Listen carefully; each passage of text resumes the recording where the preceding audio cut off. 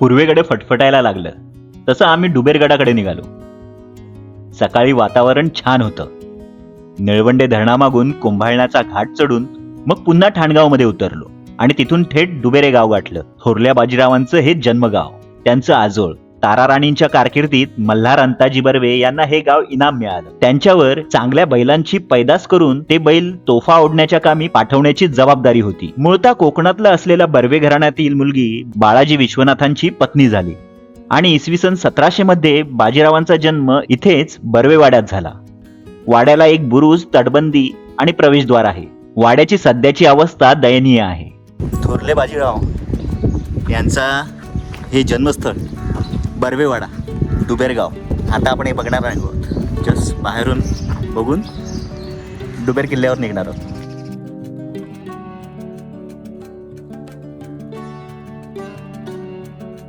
आजचा किल्ला डुबेरगड. तो तिथं डुबेरगड. तर चला बघूया डुबेरगड. डुबेरा म्हणजेच देवीगड. आवाका टेहळणी किल्ल्याचा. जबाबदारी सातवाहनांनी वसवलेल्या सिरीनगर किंवा सिन्नरच्या व्यापारी पेठेच्या संरक्षणाची. किल्ल्यावर सप्तशृंगी मातेचं मंदिर आहे. काही पाण्याची टाकीही आहेत. इथेच खाली छोटं काही मंदिर आहे आणि ते मंदिराच्या बाजूने वरती पायऱ्या जातात. वर चढायला चांगला पायरी मार्ग आहे. हा म्हणजे जुन्या आहेत पायऱ्या या आणि त्याला लाद्या लावल्यात नंतर कॉन्क्रिटीकरण. या सोलार पॉवर प्लांटने अर्धा डोंगर खाल्लाय.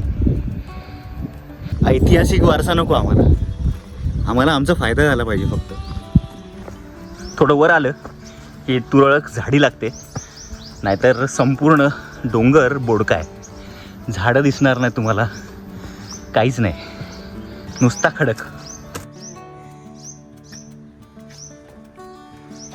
ट्रेकला जाणारे कितीही चालतील, चढतील, पण पायऱ्या असल्या की जाम कंटाळा येतो. शेवटपर्यंत अशा पायऱ्या आहेत. रेलिंग, पायऱ्या, चांगल्या सोयी आहेत. लोकांचं दुर्लक्ष आहे. लोक येत नाही इथे कारण की त्यांना माहीतच नाही की असा ऐतिहासिक वारसा आपल्या जवळ आहे. पूर्ण पायरी मार्ग आहे, रेलिंग आहे.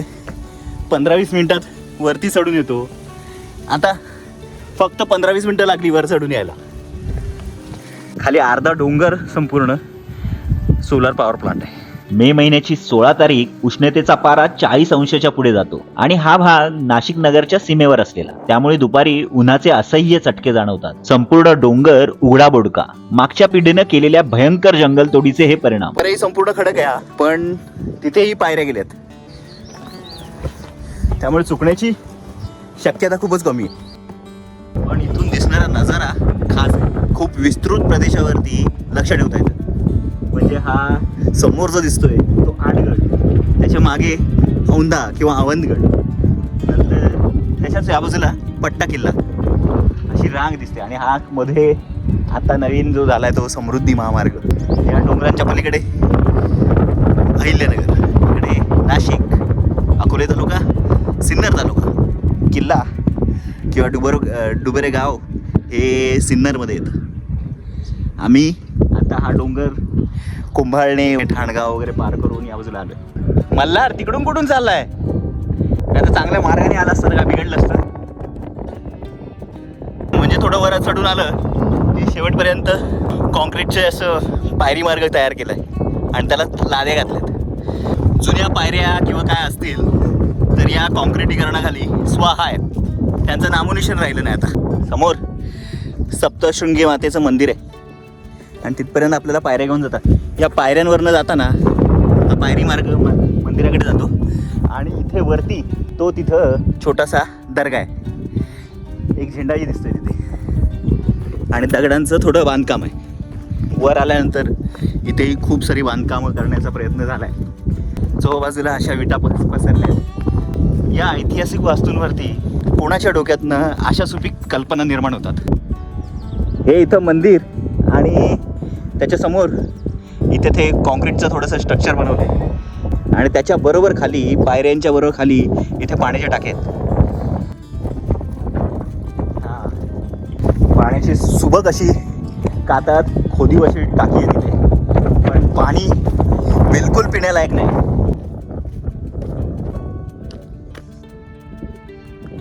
मे महिना आहे, मे महिन्याचा मध्य आहे, तरीसुद्धा यात पाणी आहे. म्हणजे टाकी स्वच्छ केली तर पाणी खूप दिवसपर्यंत टिकू शकतं आणि तेही चांगलं जर स्वच्छ केली तर.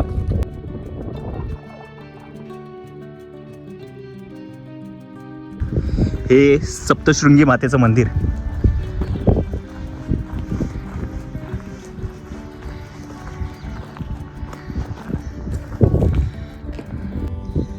हे दगडात बांधीव आहे.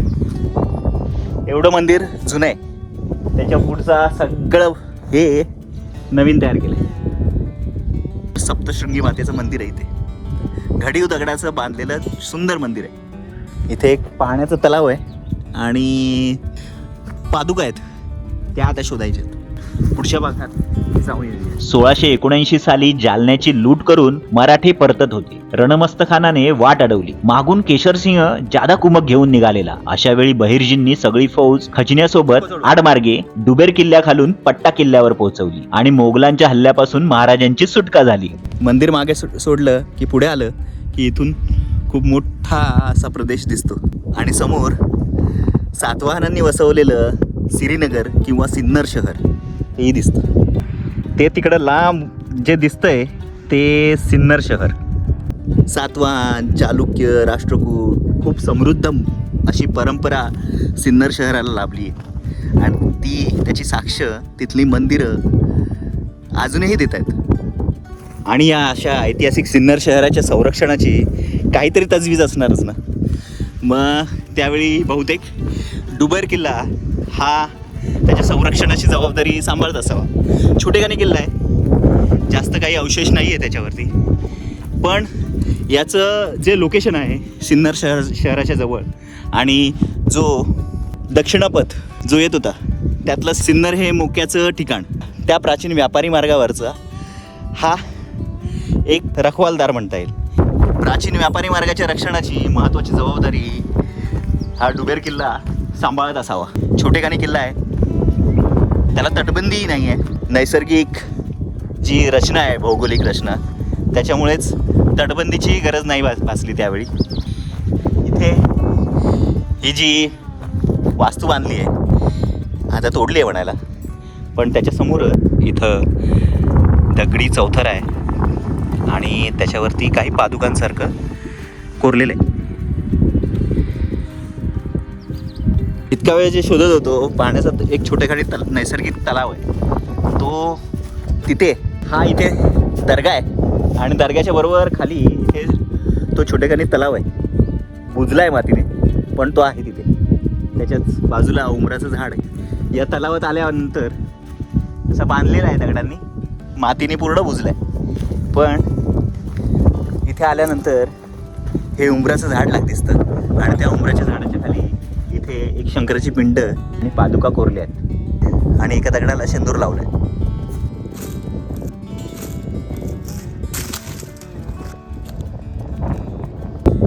याच्यात माती जमा झाली आहे पण खाली कातळ लगेच दिसतोय, म्हणजे वर्षावर माती जमा झाली. त्यामुळे या खाली खडक आहे, त्यामुळे तिथे पाणी साचून राहत असावं. मल्हारला तिथे काहीतरी दिसलंय, ते पण बघून या. काय आहे? हां, इथेही पादुका आहेत आणि त्याला छोटीखानी गुमटी बनवली. तसं किल्ल्यावर आणखीन काही बघण्यासारखं नाही आहे. तटबंदीचे अवशेष दिसत नाहीत, निदान मला तरी अजून तरी दिसले नाहीत. तटबंदीची गरजच नाही ॲक्च्युली, कारण की नैसर्गिक तटबंदीच अशी खास आहे की वेगळ्या अशा तटबंदीची गरज नाही भासत इथे. छोटा किल्ला आहे आणि अर्ध्या पाऊण तासात किल्ला पाहूनही होतो आणि आपण खाली उतरायला लागतो.